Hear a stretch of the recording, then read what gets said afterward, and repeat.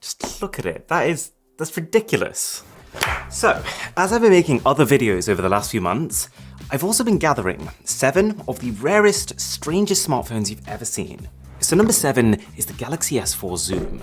I got a bit lucky with this one. I logged onto eBay and it was sitting in front of the buffet. Samsung wasn't wrong about Zoom being can magnify things without losing quality. But then came the eureka moment of multiple cameras. What if, instead of does look an awful lot like a toilet seat? The bottom is rounded, the top is flat. It genuinely looks like the company built a rounded phone first, and then realized, wait a second, this just looks like every other phone. Make it different. And I think this kind of mentality is also what led them to a screen that is raised above the rest of the phone. I think the idea was to prevent your fingers resting on the display itself, but yes, this is as impractical as it looks. More fundamentally though, if you're entering a new market with a new product and a new brand, then the one thing that you've got to absolutely make sure you're doing is solving a problem that people are having. Because yes, you could argue they have built a cooler phone for people who like toilets, but for the majority of the markets they were targeting, being visually unique was far from the primary concern.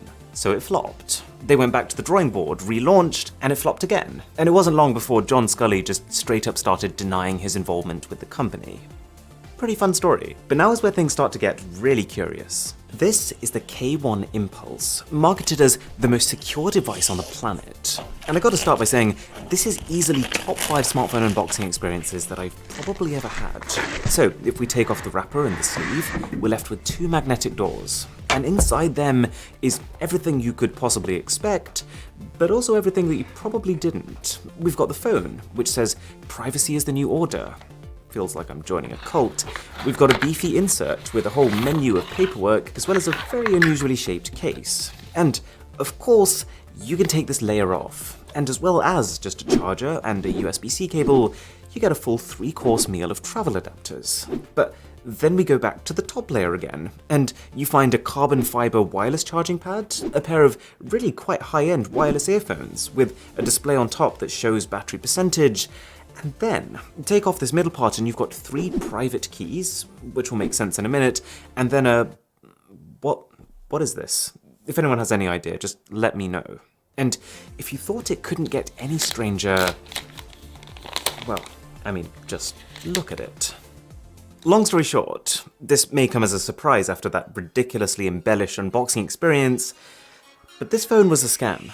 The company had built their own supposedly ultra-secure crypto data OS. These keys, you're actually meant to plug them into the phone so you can enter your own secure vault. And it's the weirdest thing, they tried to legitimize their own security by inviting people to hack them. First thing you see on this website is, hack us for $1 million. Could you ever imagine, like, any legitimate company doing this? And their number 1 selling point was that this was the first and only phone to run voice over blockchain protocol, or VOBUP. I mean, if we're all inventing words here, then a sub to the channel would be PERPLEBIB. You've probably heard a fair bit about the blockchain. It's the basis of Bitcoin, but at its core, it's just a decentralized way of storing data so that it doesn't belong to any one single person or company. But the issue with blockchain is that it's just not very well understood by most. So this company basically tried to use that ambiguity to make it seem like it had almost magical properties. They said to people things like, you get unlimited storage for free, because blockchain. Anyways, just before this phone came out, the guys behind it were suspected of a scam involving cryptocurrency. And it was bad timing because all of a sudden people were like, wait a second, is anything they said actually true? And sure enough, under scrutiny, it turns out that the private keys were just flash drives. Almost every article covering the launch was a paid article by the company. And in the name of supposed security, most basic smartphone features like Gmail, social media, and even importing contacts did not work. And for everyone who messaged their helpline to try and get some support on this, they either got completely blanked, or they got given a 200-word essay on how these were the necessary precautions needed for VOBUP to work. Also, I'm getting the sinking feeling that what they've actually done here is just bought a cheap phone from China and then stuck this fancy casing around it and made it their own. Because otherwise, why does this look suspiciously like a 3D printed cutout? And why else would it have not 1, but 2 sets of bezels? It's very suspicious. And customers soon started to worry that by buying this phone, and by having used it to manage their own cryptocurrency wallets, they'd inadvertently given the company behind this phone full access to their crypto accounts. And so they were worried that this company could effectively steal their money, which they were suspected of in this other scam, and then remotely brick their device with a software update. Pretty scary stuff. Okay, number 2 is rare. So rare that I couldn't find a single unopened one of these on the entire internet. And the only one that I could find literally came delivered to me in a lunchbox. The ultimate in reusable packaging, I guess. It's just a shame that there are no sandwiches included. Welcome to the Turing phone. And I've got to say, apart from the fact that this kind of feels like holding a pair of scissors on the wrong end, I think it looks gorgeous. It's an almost modular aesthetic, with each panel having a slightly different soft-touch matte finish, with one of them just straight-up dragon-scale texture. It's weird that it works, but I think it does work. And the whole thing is apparently built from liquid morphium, which is stronger than steel. But what is it?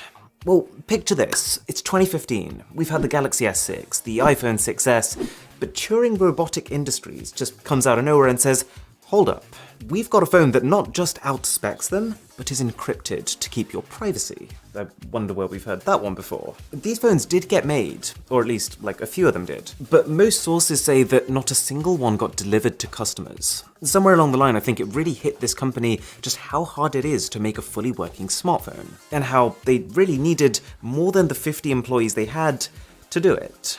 You know, of all markets, I'd be willing to bet that the smartphone market is probably one of the hardest for new companies to enter. It feels like everyone wants a stab at it, but at the same time, 80% of the market is controlled by literally 6 companies. Anyways, where this gets interesting is that after the Turing phone didn't work out, Turing Robotic Industries kind of started to fall into a bit of a downward spiral. They'd lost some of their reputation, so what do? They try to tease an even more extreme phone to stay on people's minds, the Turing Phone Cadenza, with, get this, an IMAX 6K quad camera, a supercapacitor battery paired with a hydrogen fuel cell, and dual Snapdragon 830 chips. Tell you what they're doing for you in simple terms, then there's a pretty good chance that they're trying to hide something. Also, fun fact, I found a Reddit thread from someone who applied to work for these guys, and anyone listed one. I've trawled through sites like AliExpress and GearBest, but 1 month later, I was just doing something completely different, and I got an out-the-blue email saying, we found it. And here we are. So, this is the Vivo X5 Max. It's a pretty understated package for a phone with this prestigious a title. You get the device on top and then earphones, charger, and manuals. Let's do this. Clearly the outer plastic wasn't built to wait 7 years. Okay, let me give you some perspective. The ROG Phone 5 is 10.3mm thick. The OnePlus 9 is 8.7mm thick. The iPhone 12 mini, this tiny thing, is 7.4mm thick. This is 4.75. The phone feels almost two-dimensional compared to what I'm used to. I'm pretty sure I've had rulers that are thicker than this. But do you want to know the funny part? They've still managed to get a headphone jack on there. You can actually see that the metal trim of the phone is so narrow that they've had to cut into the backplate just so it fits. Which goes to show that if a company wants to put a headphone jack on a phone, they can put a headphone jack on the phone. And the crazy part of this is that this is 2015. Could you imagine if we wanted to build the thinnest phone in the world now, in 2021, with all our performance and efficiency improvements? We could probably make a better phone that's 3.75mm. But it's just that priorities have changed. In 2021, people want advanced camera systems and 5G and big batteries, and all of these things lead to bulkier phones.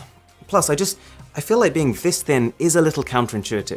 This is Huel Minerals, and it tastes surprisingly good. And the one I've switched to recently is the new Black Edition, which is the exact same concept but with 33% more protein and 50% less carbs. So give it a try. I have left a link down below, and if you order through there you get not just the Huel and the shaker, but also a Huel t-shirt. They are very nice t-shirts. Anyways, thank you so much for watching. My name is Aaron, this is Mr. Who's the Boss, and I'll catch you in the next one.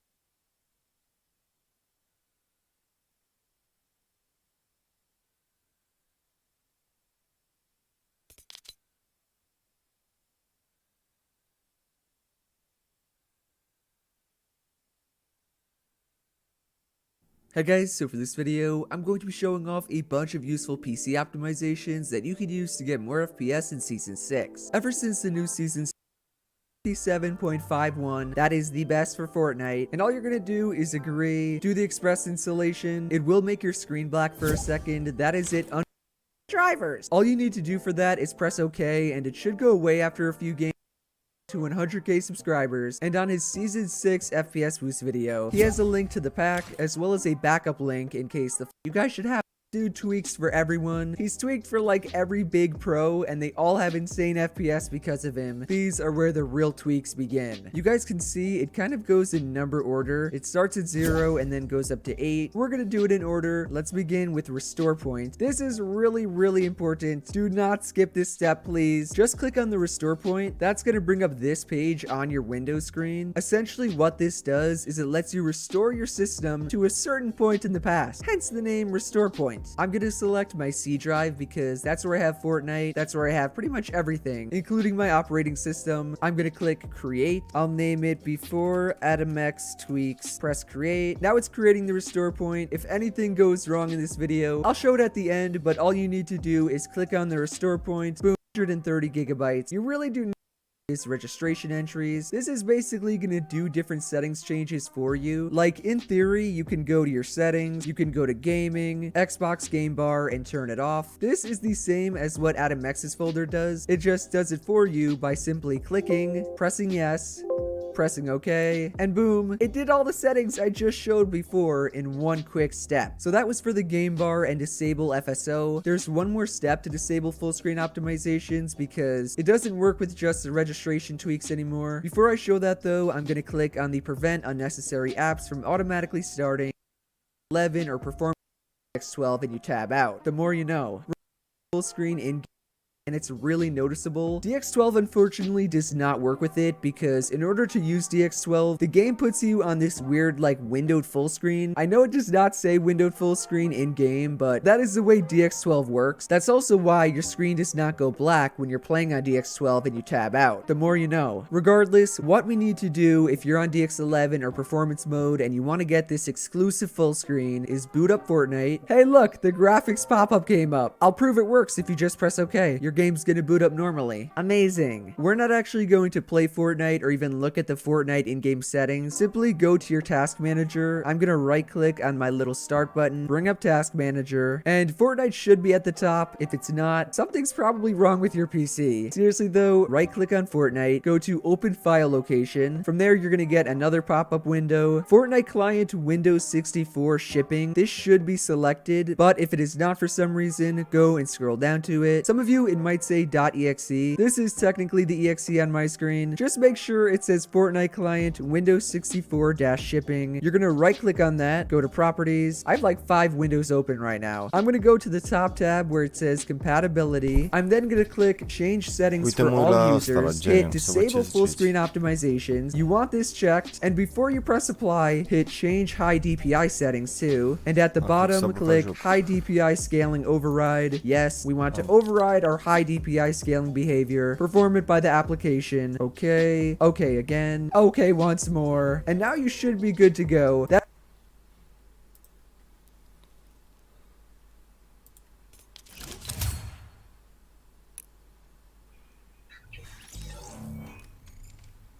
Te joci? Da, am intrat în acea meci. Mai duc aici în hol. Păi îmi dai invite că mă uit la ăla la video, da? Mhm.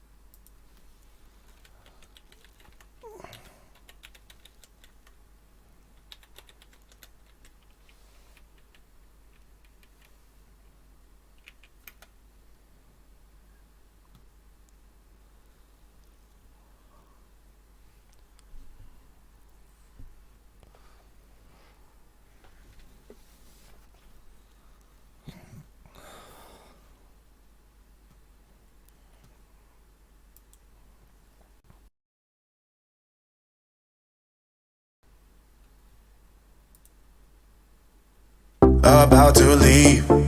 Already packing, come with me. I'm not really asking, we'll get away. Eh bien, ça tombe bien, la plupart des constructeurs tournables de cette gamme de prix. Ils cochent quasiment tout. Poco X3, bon. Allez, on débute les amis par mon choix numéro 1, le Xiaomi Poco X3. Bon, à moins de 200 € et en config de base, ce Poco X3 est le smartphone incontournable de cette gamme de prix. Il coche quasiment toutes les cases d'un très bon smartphone dans ce budget-là et va même au-delà sur certains points. Au passage, c'est un smartphone que j'ai bien sûr déjà testé, donc je vous mets le lien du test juste ici si vous êtes intéressé. Alors ce Poco X3, sommairement, il offre une expérience excellente pour son prix. Vous aurez un design original avec une grande dalle de 6,67 pouces. Il possède un écran de type LCD, IPS avec définition Full HD+, donc convenable pour cette gamme de prix. Petite cerise sur le gâteau, il possède un taux de rafraîchissement 120 Hz. Un taux de rafraîchissement qu'on trouve en général sur des smartphones vendus 3 à 4 fois plus cher. Donc au quotidien, vous aurez une navigation ultra fluide, sans ralentissement. Ajoutez à cela un bon processeur, le processeur Snapdragon 732G, 6 Go de mémoire vive et vous avez d'excellentes performances pour cette gamme de prix. Côté photo, on est également bien loti les amis, on a un quadruple capteur photo à l'arrière, donc idéal pour la polyvalence et l'autonomie du smartphone est plus qu'excellente. On a une batterie de 5160 mAh, de quoi tenir 2 jours voire 2 jours et demi en usage basique. Et le smartphone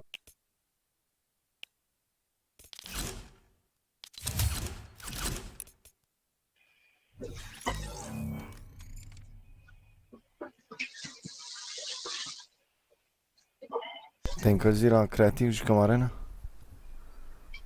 Am jucat să mă creativ cu alea. Nu știam, te-ai încălzit? Parcă tot. Adică eu fără și fără calzare poți să mă